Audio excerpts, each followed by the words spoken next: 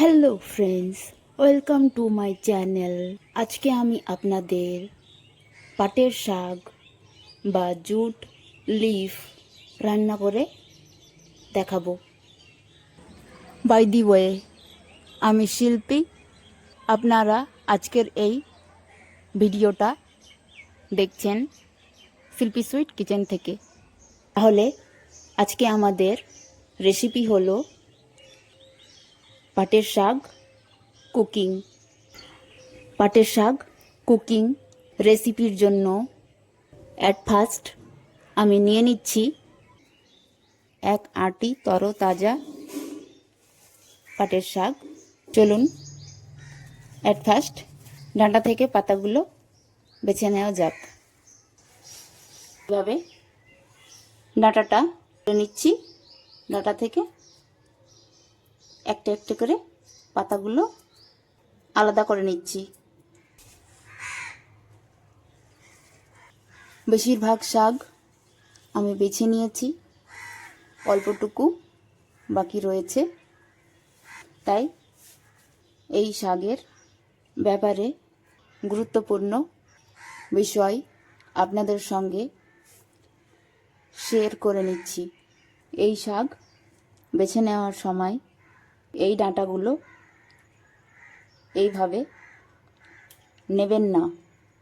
এই ডাঁটাগুলো সহ শাকটা রান্না করে নিলে খাওয়ার পর পেট খারাপ বা অ্যাসিডিটি হতে পারে। এইভাবে না বেছে আমি যেইভাবে দেখিয়ে দিচ্ছি সেইভাবে বেছে নেবেন। শুধু পাতাটাই নেওয়ার চেষ্টা করবেন ফ্রেন্ডস, কোনো প্রকার ডাঁটা পাতার সঙ্গে নেবেন না। এখন গরমের সিজন আরম্ভ হচ্ছে, তাই এই শাকগুলো এখন অনেক ছোট এবং কচি, তাই বেশি নিখুঁতভাবে বেছে নেওয়ার প্রয়োজন পড়ছে না। কিন্তু ধীরে ধীরে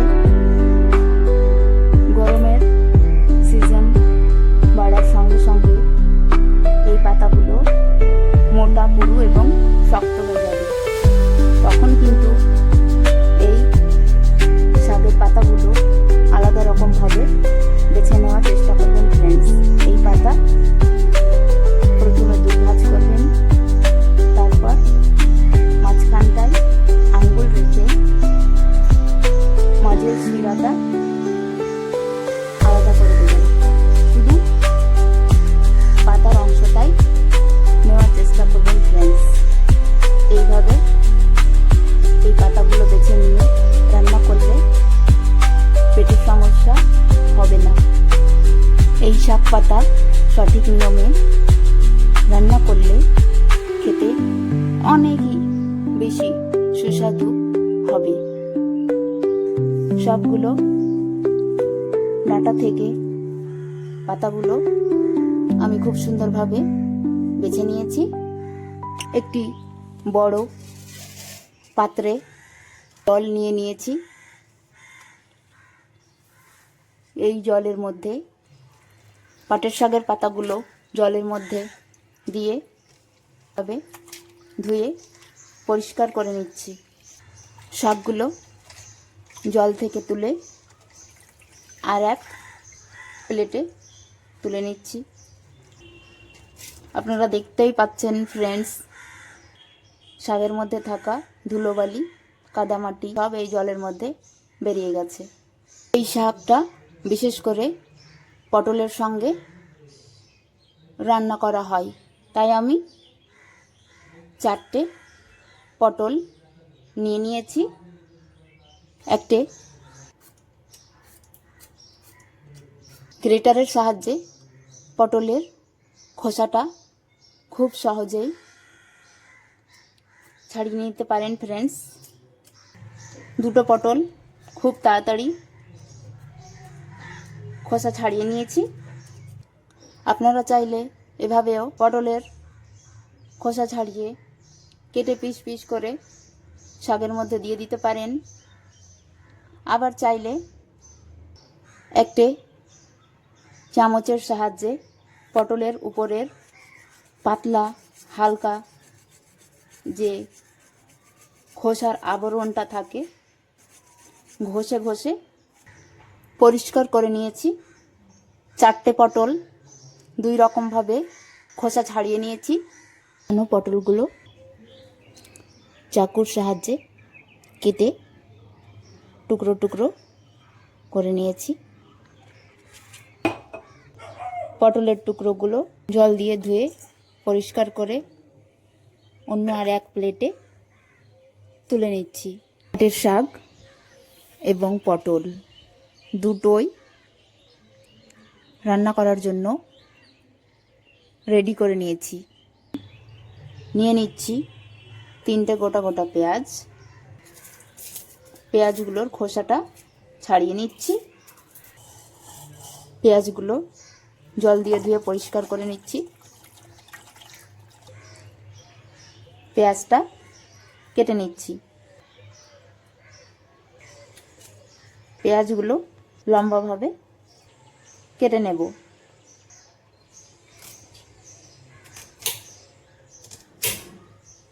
পেঁয়াজগুলো এইভাবে একটু মোটা মোটা ফালি আকারে কেটে নেবেন ফ্রেন্ডস। পেঁয়াজের টুকরোগুলো প্লেটে তুলে নিচ্ছি।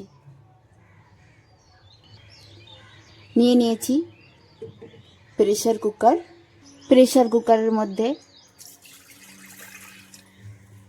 2 কাপ পরিমাণ জল দিয়ে দিলাম। এই জলের মধ্যে এখন পরিমাণ মতো লবণ এবং হলুদ গুঁড়ো দিয়ে দিচ্ছি। গ্যাসের ওপর চাপিয়ে দিচ্ছি। জলটা গরম হয়ে এসেছে, তাই এই জলের মধ্যে আগে থেকে জল দিয়ে ধুয়ে পরিষ্কার করে রাখা শাকগুলো এখন কুকারের গরম জলের মধ্যে দিয়ে দিচ্ছি।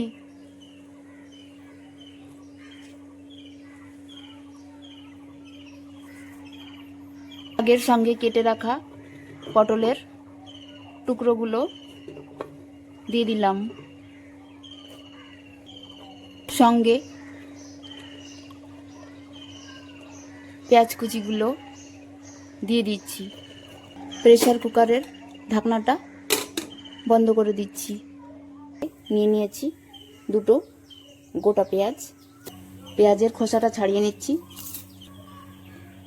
পেঁয়াজ 2টো কেটে নিচ্ছি।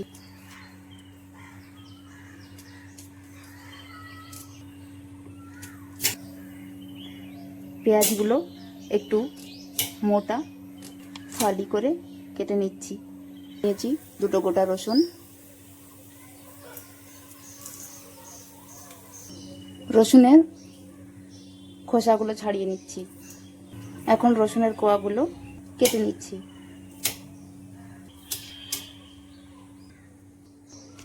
সঙ্গে নিয়ে নিচ্ছি 1টে গোটা কাঁচা লঙ্কা।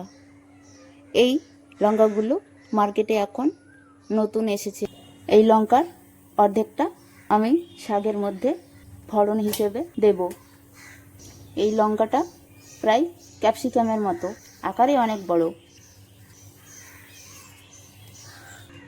পেঁয়াজ রসুন লঙ্কা 3টে মশলাই কেটে রেডি করে নিয়েছি। শাকটা সেদ্ধ হয়ে গেছে। নিয়ে নিয়েছি একটা পরিষ্কার কড়াই। দিয়ে দিচ্ছি পরিমাণ মতো কাঁচা সরিষার তেল। তেলটা গরম হয়ে গেছে। দিয়ে দিচ্ছি পেঁয়াজ কুচি, রসুন কুচি এবং কাঁচা লঙ্কার টুকরোগুলো একসঙ্গে দিয়ে দিচ্ছি।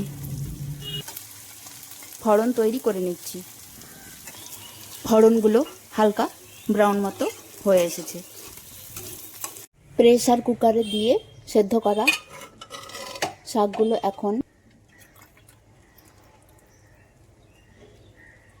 ফোড়নের মধ্যে দিয়ে দিচ্ছি।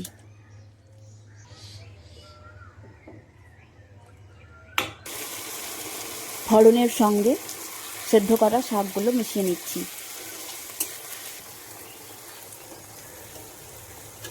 লবণের পরিমাণটা চেক করে নিচ্ছি। লবণটা আমার কম মনে হলো, তাই আর একটু লবণ দিয়ে দিচ্ছি। আপনারা যে যেমন লবণ খেতে পছন্দ করেন শাকের মধ্যে বা তরকারির মধ্যে সেই পরিমাণ লবণ ব্যবহার করবেন। শাকের মধ্যে থাকা জলগুলো অনেকটা পরিমাণই শুকিয়ে এসেছে। পাটের শাক কুক করা কমপ্লিট হয়ে গেছে। একটি প্লেটের মধ্যে পরিবেশন করে নিচ্ছি।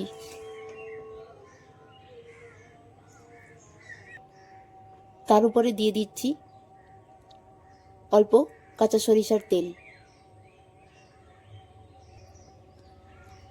সঙ্গে দিয়ে দিচ্ছি এক টুকরো কাঁচা লঙ্কা।